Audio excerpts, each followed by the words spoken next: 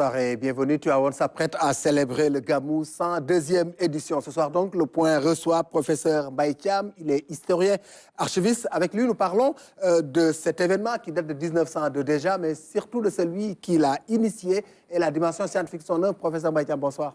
Bonsoir Ousmane Gari. Merci pour votre invitation. Oui. Cette émission de référence où je suis déjà passé et qui pour moi est pratiquement devoir. Sous ce rapport d'ailleurs, je m'excuse. Il y a quelques mois derrière, on avait prévu de faire une émission qui, malheureusement, à cause de mon agenda, ne s'est pas réalisée. On la refera sûrement, mais cette fois-ci, comme vous dites, l'occasion, c'est le Gamou. Absolument. Mais merci beaucoup et surtout, c'est à tous vos auditeurs pour cette invitation. C'est nous. Merci beaucoup. Vous avez parlé du Gamou qui se tient cette année dans un contexte particulier marqué par l'inauguration de cette grande mosquée.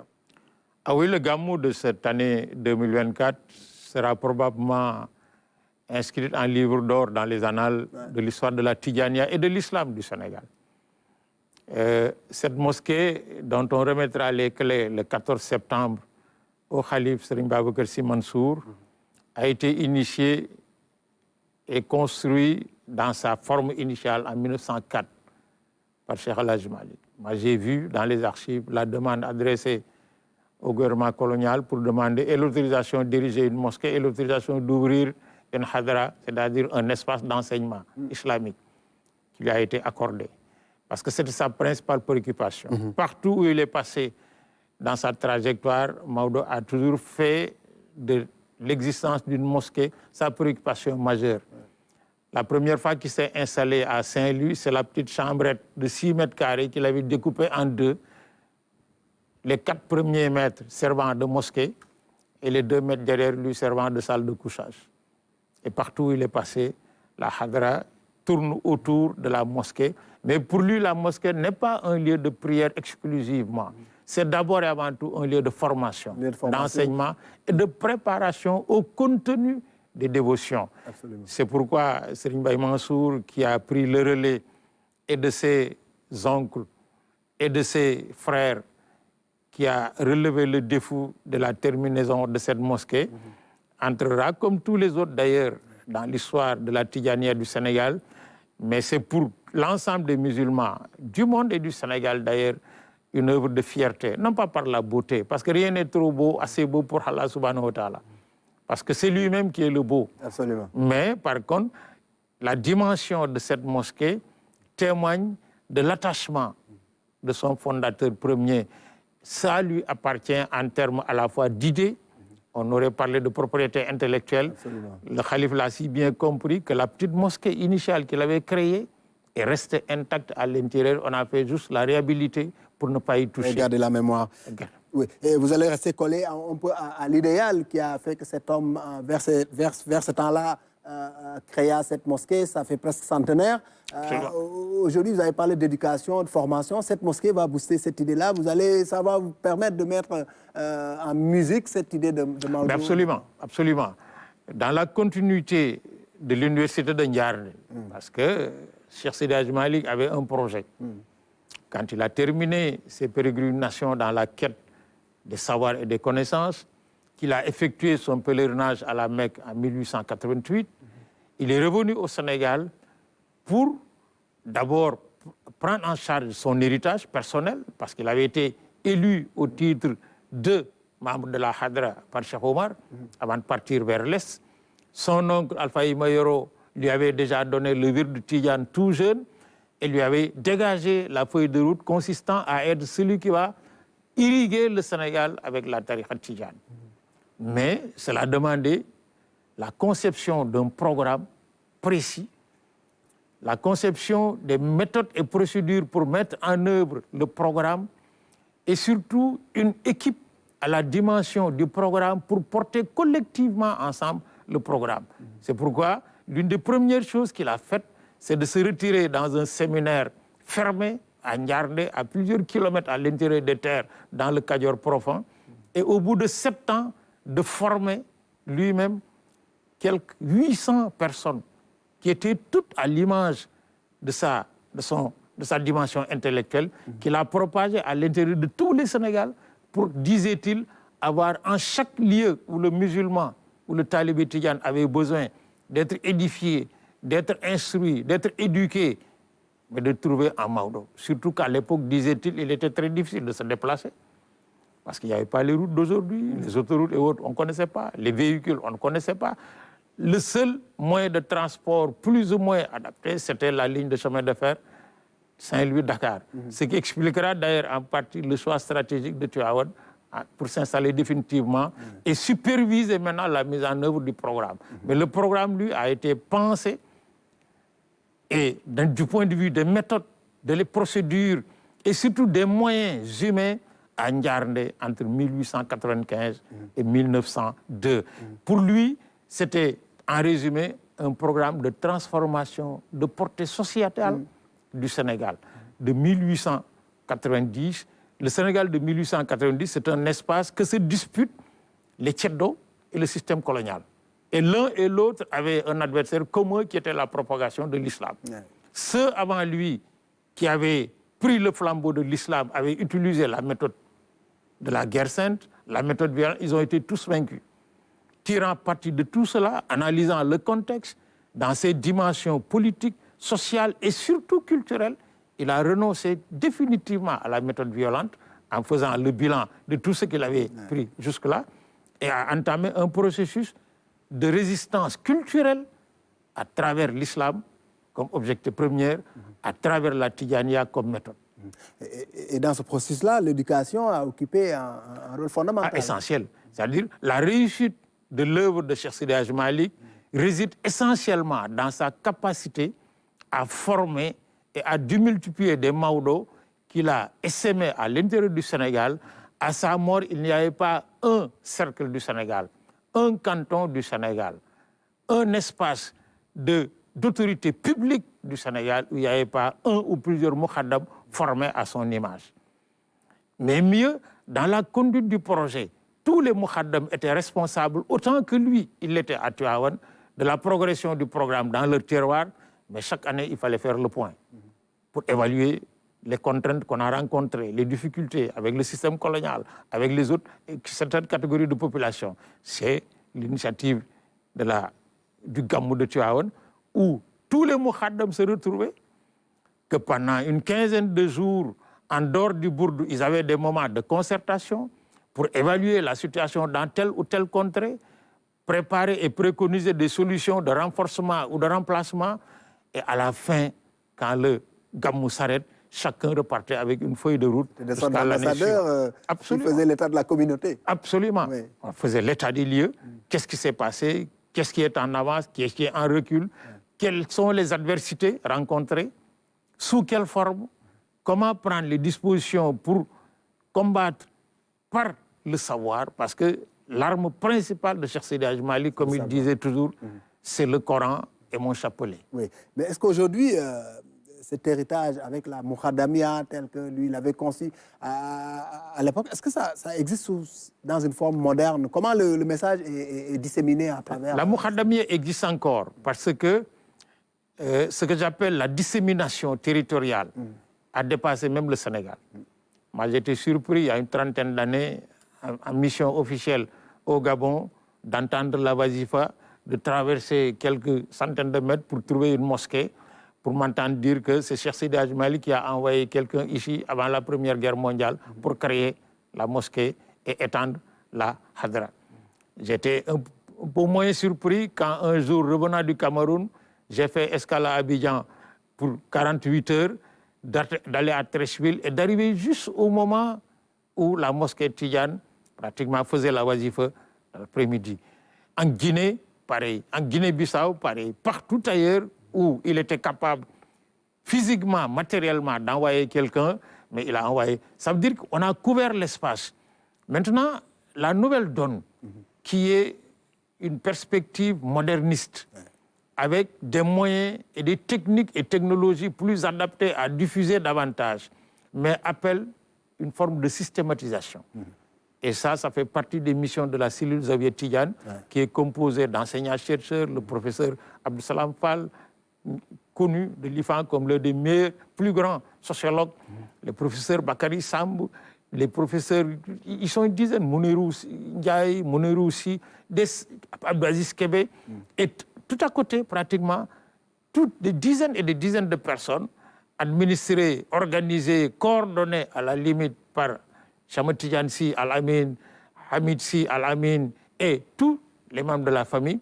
Notre objectif, c'est de penser à systématiser, à mettre en place un dispositif sous la forme d'un programme cohérent qui fera que se retrouver à Tivaouane, ce ne sera plus à l'occasion de la Gamou ou de la Ziara générale. Ces deux moments sont des moments de mémoire dans la Hadar Tidiane.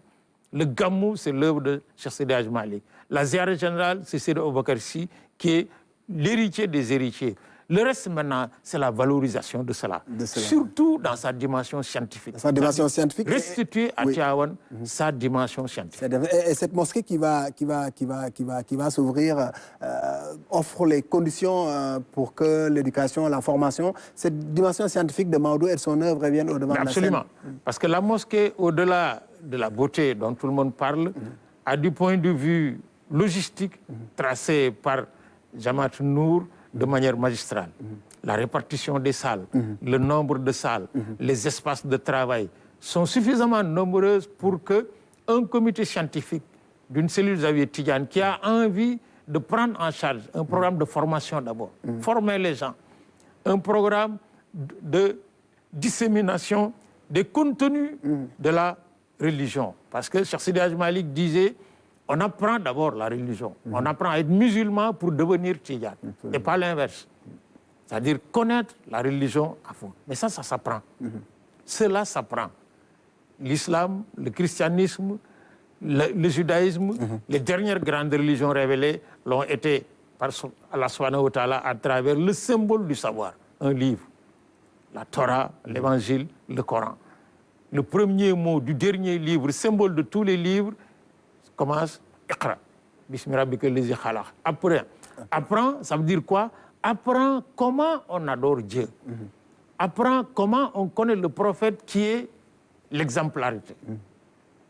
Et maintenant, choisis une voie pour pouvoir accomplir ces deux obligations.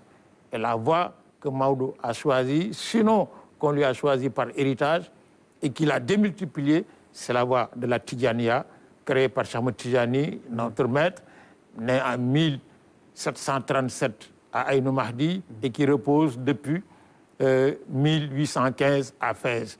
Il est né, comme aimait à le dire notre père Abdelaziz Al-Amin, à Aïnou Mahdi en Algérie. Il a fait sa notoriété au Maroc, mais le substrat de la connaissance de Cheikh, l'éclairage se trouve à Tivaouane.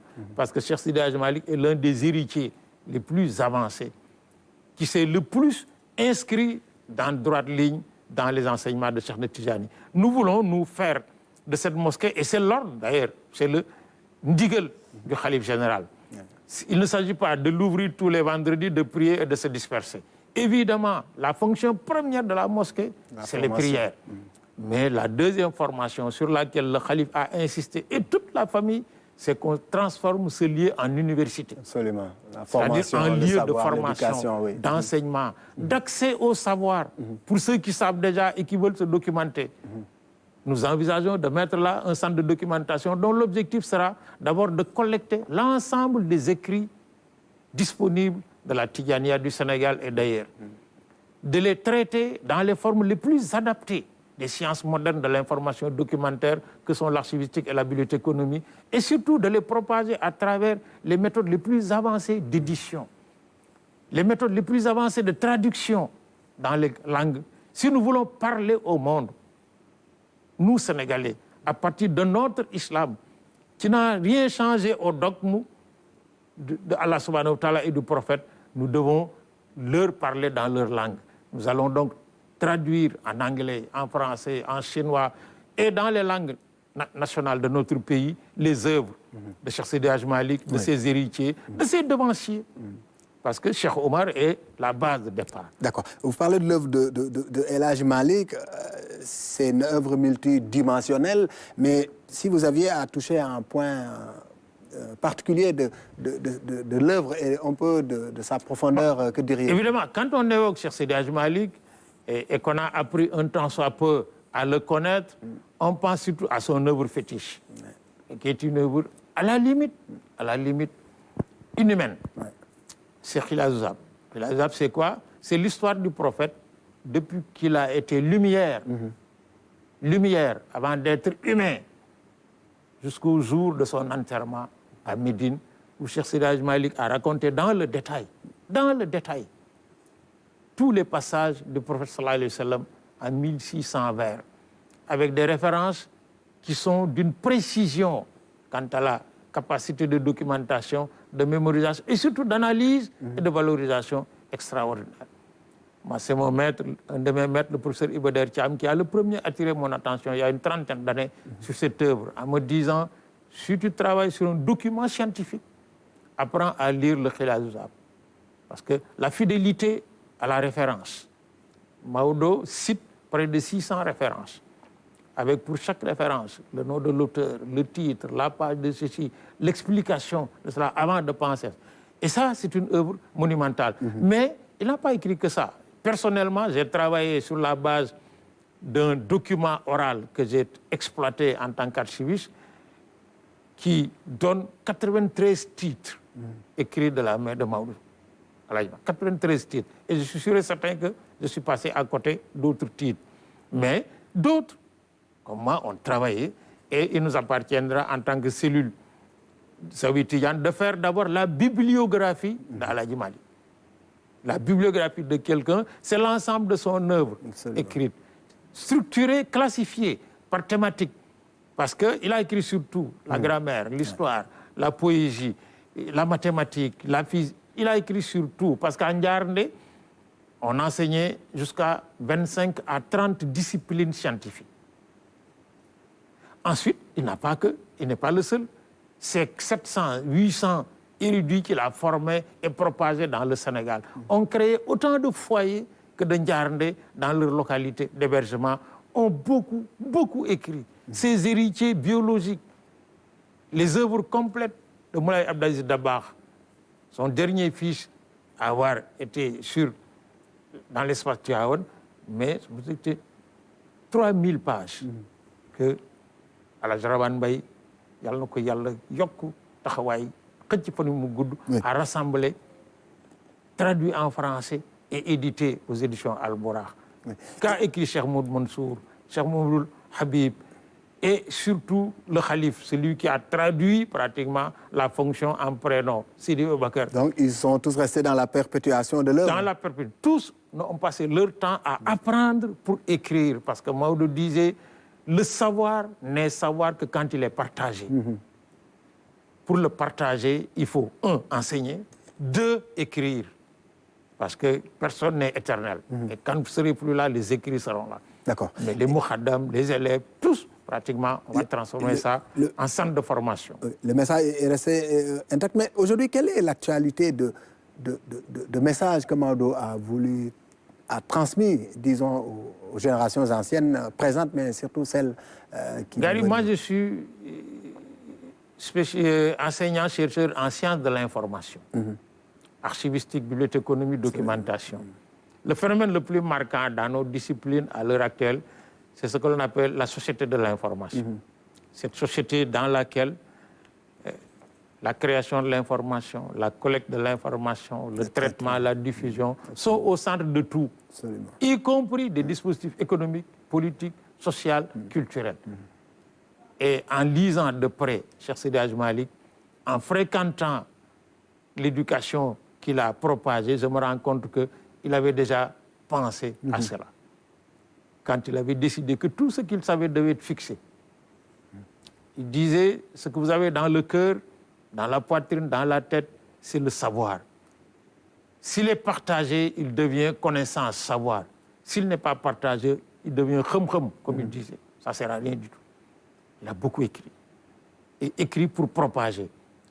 Son projet d'occupation spatiale du Sénégal, pour porter le savoir chez ceux qui peuvent en avoir besoin et qui n'ont pas les moyens d'aller chercher le savoir par la Moukhadamia. La Moukhadamia, son objet principal, c'était d'amener le savoir là où les populations en auraient besoin sans avoir les moyens d'aller au savoir, encore moins de payer pour savoir. C'est pourquoi quand il installait quelque part un mukhaddam, il disait vous avez 3 objectifs prioritaires. Le premier, c'est sur place de solliciter, de trouver un espace de travail pour vous nourrir de votre propre sueur. Chaque fois que vous arrivez, avant de vous installer, réglez d'abord si vous avez un espace suffisamment large pour contenir la famille, les talibés qui vont venir à vous pour travailler et vous nourrir vous-même. L'autosuffisance, elle est là. Absolument. Ne dépend de personne. Le mukhaddam ne doit jamais dépendre de qui que ce soit.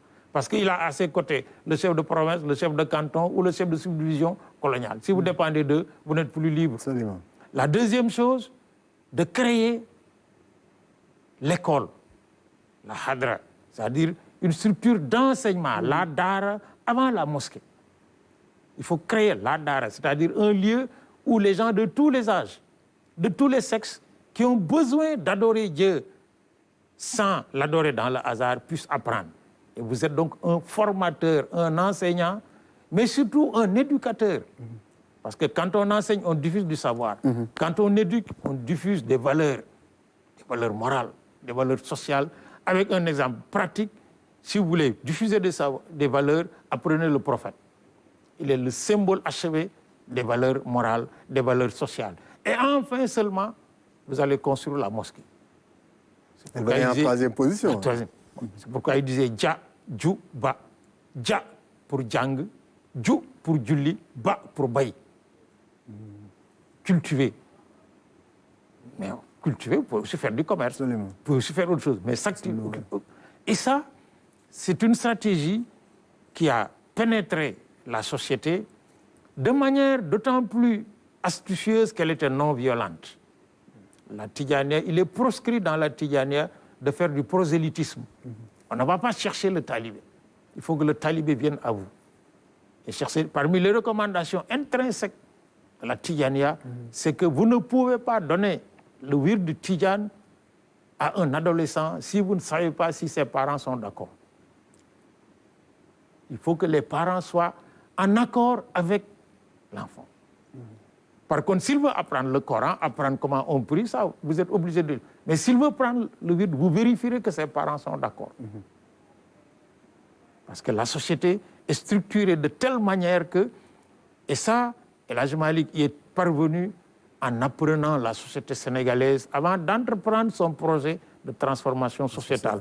Un de ses livres fétiches qu'il a écrit en plusieurs étapes et qu'il a finalement synthétisé en un ensemble d'ouvrages, en un seul, à la fin de sa vie, c'est Kifayatul Raghibin. Kifaya est un livre de sociologie. De sociologie. Parce que Cheikh Seydi Hadji Malick est parti de l'idée première, en termes d'hypothèse, que pour transformer une société de manière sociétale, il faut la connaître déjà. Comment est organisée en termes d'autorité, de savoir, de relations sociales, de relations humaines, de morale, d'éthique, la société sénégalaise? Quels sont les points forts qui sont conformes aux valeurs de l'islam? Quels sont les points faibles qui contredisent un projet de programmation de l'islam et qu'il faut corriger non pas par la force, par la violence, mais par la persuasion, en démontrant qu'on gagne mieux de l'autre côté. Et c'est ce livre de sociologie qui lui a permis une compréhension de portée sociale globale du Sénégal, d'autant plus que, comme je le rappelle souvent, ses propres origines le prédisposaient en partie. Mais il a fallu une pensée extrêmement profonde, c'est les origines métisses du Fouta. Oui, c'est important, les origines. Je voudrais qu'on termine par ça. Qui est-il du point de vue de ses origines? Cheikh Seydi Hadji Malick, c'est une forme de société sénégalaise achevée. Il est né à Gaïa, autour des années 1850. Il y en a encore un débat à l'intérieur, parce que nous, c'est un débat scientifique, entre l'année 1853, 54, 55, et certains parmi nous-mêmes tirent plus bas. Vous n'êtes pas d'accord? Voilà. Mais ça, c'est une affaire de scientifique, on en discute. Absolument. Mais dans un environnement halpolar. C'est-à-dire Gaïa, c'est le Fouta.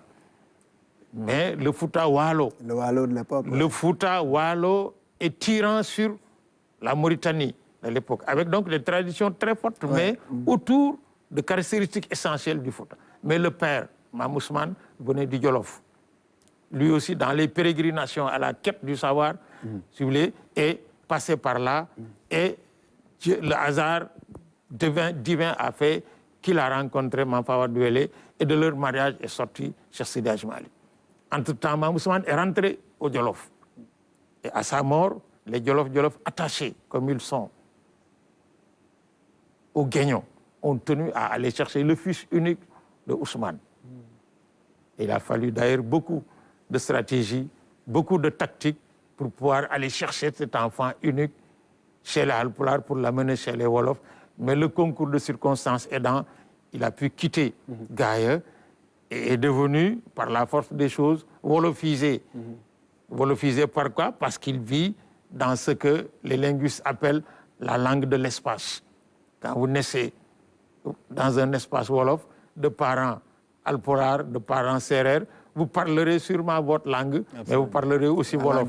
À la limite, le risque majeur, c'est que vous ne parlerez pas votre langue maternelle, mais vous parlerez. Et c'est ça, c'est une espèce de synthèse. Différentes cultures, qui fait que, en plus de sa connaissance, il s'est obligé à apprendre la société sénégalaise. Une société sénégalaise tiraillée 100 ans durant entre deux violences conjuguées. La violence des Tcheddo en leur combat à l'intérieur des royaumes et de royaume à royaume, et la violence de la pénétration coloniale avec la résistance Tcheddo. Ceux qui en ont payé le prix, c'est les populations. 100 ans de violence, il y en avait assez. Maodo tire en disant point de violence. Mais il faut persuader les gens. Persuader les gens en leur ouvrant les portes du savoir. Parce qu'il disait, dès qu'ils sauront, ils pourront choisir. Et en choisissant, en connaissance de cause, ils choisiront le bon chemin. Donc il a enseigné jusqu'au bout. Les dernières années de sa vie, Maodo avait presque perdu l'usage des yeux. Il n'a jamais cessé d'enseigner jusqu'au 22 juillet 1822, quand il rejoint les membres de ses ancêtres à Tivaouane. C'est tout cet héritage-là qui va être mis en lumière à la faveur de ce gamou. Absolument. Ce gamou est un gamou spécial. Le Khalif Serigne Babacar Sy et toute la famille vont achever une partie de l'héritage par la construction de cette mosquée dédiée à Allah subhanahu wa ta'ala. Uniquement, exclusivement. Mais surtout vont ouvrir un autre chapitre.